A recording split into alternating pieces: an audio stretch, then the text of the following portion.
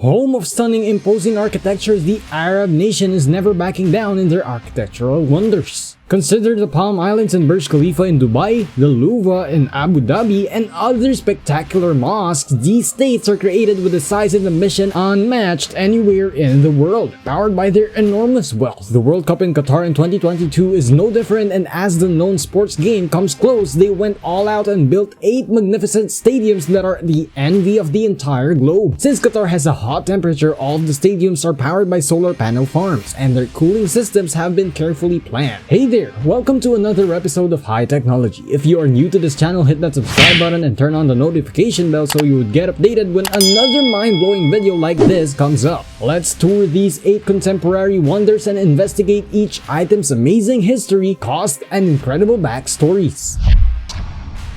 The 8 sites provide a logistical challenge for the spectators who will be there, possibly the most contentious World Cup in history. Because Qatar is the smallest nation that has ever hosted a World Cup and has a population of less than 3 million, the tournament's legacy must be carefully maintained. This year's World Cup is by far the most expensive of all time if you sum up the entire cost, which include not just the cost of building new stadiums and upgrading existing ones, but also all the money spent on infrastructure. According to reports, Qatar has accumulated absurd expenses of almost $220 billion. Contrarily, the 2006 World Cup in Germany only cost a pitiful of $4.3 billion. But it must be remembered that the expenses for Qatar's new stadiums are only in the range of $7 to $10 billion. The majority of the spending is on infrastructure-related expenses, which are a component of Qatar's 2030's overall plan. Any fan desiring to see more than one game in a single day will be able to do so, as the stadiums are all located within a 21-mile radius of central Doha and will be connected by a metro and tram system. Each stadium has solar-powered cooling technology to maintain a constant temperature of 27 degrees Celsius during the sweltering summer months. Every stadium will be green and have adjustable temperature. In order to leave a lasting legacy for the World Cup that extends well beyond Qatar's borders, the tournament organizers have promised to construct stadiums with modular elements that can be reconfigured after the competition. After that, an A football team will only have one stadium that it can call home. 6 of the remaining stadiums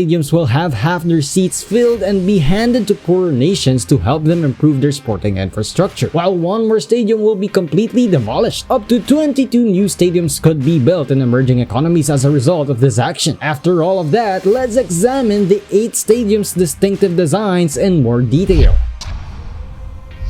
Number 1. Education City Stadium. The Education City Stadium is not the most endearingly titled of the 8. However, this Education City arena with 40,000 seats, this location, which is 7 kilometers south of Doha, is known as the Diamond in the Desert. Just one look will explain why. The building, created by Fenwick Iribarren and Pattern Design, features a facade made up of a variety of diamond forms, which gives the whole thing a jewel-like aspect. In fact, when the sun moves across the sky, these diamond patterns seem to sparkle and change color. Despite being the crowning achievement of Qatar's World Cup dreams, it also ranks among the world's greenest stadiums, earning a 5-star GSAS certification. Actually, 20% of the building's materials came from environmentally friendly sources. After the World Cup, Education City Stadium will be one of the most well-known. The stadium, which was constructed in the center of Education City, which is home to satellite campuses for 8 foreign universities, will serve as a venue for university sporting teams and will keep 25,000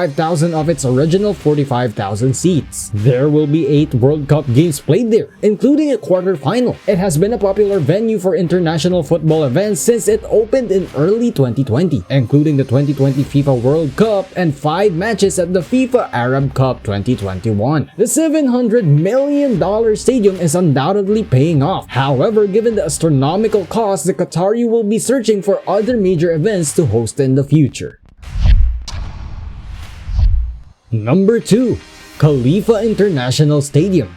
With its initial construction taking place in 1976, this stadium was one of the few to be inaugurated before Qatar was given the right to host the World Cup. In front of 40,000 fans, it also played host to the Amir Cup final in May of last year. It opened as the nation's national stadium and underwent substantial renovations in preparation for hosting the World Cup this year. For the Qatar host 2006 Asian Games, the stadium underwent renovation and expansion in 2005. In addition, it will host the IAA IAAF World Athletics Championships, the AFC Asian Cup, and the Gulf Cup in 2019. The Spire Zone Stadium, which features sweeping arcs and partially covered stands, serves as the focal point of the sports complex that also houses the Spire Academy for Sports Excellence and numerous other sporting venues. The 321 Qatar Olympic and Sports Museum is connected to the stadium by a walkway, which adds to the understanding of how this location celebrates its past while preparing for a vibrant future.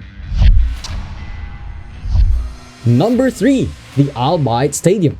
The Al Bayt Stadium, one of the biggest venues, will host games all the way to the competition's semifinals. It will serve as the venue for 9 games, including the opening ceremony and the match between the host, Qatar, and Ecuador. This stadium can hold 60,000 spectators, which is the second highest capacity. The arena is made to look like a traditional Arab tent called Bayt al-Sha'ar to symbolize Arab hospitality. The stadium's architecture reflects Qatar's past and present while serving as an example of sustainable and green growth. It will also have a retractable canopy to keep out the heat because temperatures in Qatar can reach 30 degrees Celsius even in November. Although it is the furthest stadium from Doha at 27 miles, supporters who don't want to leave can stay at the venue's plush 5-star hotel and enjoy the opulent amenities at its upcoming shopping center. Number 4. Al Janoub Stadium. The traditional thowboats of Qatar served as inspiration for the Al Janoub Stadium's modern design, which also pays homage to the maritime history of the coastal city. It features a retractable roof and a cutting-edge cooling system to ensure that the events may be held there year-round, even in the sweltering summer months. It was created by the late Zaha Hadid, a prominent British-Iraqi architect. The amusing thing about this stadium is that when Hadid's design was originally publicized and became popular, several people joked that it resembled a woman's intimate part. Al Janoub Stadium, which has a capacity of 40,000, was the first of the World Cup stadiums to be finished back in the summer of May 2019. Number 5. Stadium 974. This stadium was constructed using 974 shipping containers and other modular steel pieces, which is a first for the World Cup and echoes the neighboring port and the area's industrial past. The stadium can be simply disassembled after the competition because recycled materials were employed. Because of the stadium's innovative modular construction, less typical building material was needed during construction than in a conventional stadium deployment, which helped to reduce expenses. The only location on the waterfront with a breathtaking view of the Doha skyline is Stadium 974. As a result, the arena has a unique, bright, colorful, and thoroughly modern appearance. The stadium's idea was created by architect Fenwick Barrett. Number 6. Lusail Stadium. Lusail Stadium will serve as the Shelby Stadium for this competition, hosting both the first game and the championship game among other significant fixtures. This stadium, which has the biggest capacity of any stadium, was designed by Foster and Partners and can hold up to 80,000 spectators. The Phantom Lantern, which is disguised by the interaction of light and shadow, served as inspiration for its design. The exterior and design of Lusail are reminiscent of the elaborate decorative motifs found on bowls and other objects from the golden age of Arab and Islamic workmanship. The stadium, which is located 10 miles from Doha city center, opened this year well behind schedule. The majority of the seats will be taken out after the competition and donated to underdeveloped nations because the new city of Lusail won't require a football stadium after 2022. Number 7. Austuma Stadium. Pictures of the stadium make it clear that the gafia, a traditional woven cap worn by men throughout the Middle East, served as an inspiration for its construction. The gafia is an essential component of the region's traditional attire and a representation of dignity and independence. Ibrahim Al-Jada, a Qatari architect, created this venue for the first time during the World Cup. The stadium, which seats 40,000 people, will host 8 World Cup games in total. The stadium will be filled to capacity after the competition by donating the seats to underdeveloped nations. Football games and other sporting events will be held in the arena's remaining 20,000 seats. The top stands of the stadium will be replaced with a boutique hotel and a sports clinic will develop nearby. The area around the stadium will develop into a community hub with sports amenities. To ensure that the neighborhood becomes a hive of activity and exercise, a number of retail and commercial buildings will also be built. Number 8. Ahmad Bin Ali Stadium. Changing its name from the A.L. Ryan Stadium to something else, the Ahmad Bin Ali Stadium will host 7 games up through the quarterfinal round and is intended to be a reflection of Qatari culture. The facade has elaborate patterns that depict several aspects of Qatar, including its wildlife and history. The surrounding hospitality spaces and retail shops will be designed to resemble sand dunes because the venue is next to a desert. The Ahmad Bin Ali Stadium was constructed in Al Rayyan on the site of the former playing field using mostly leftover building supplies.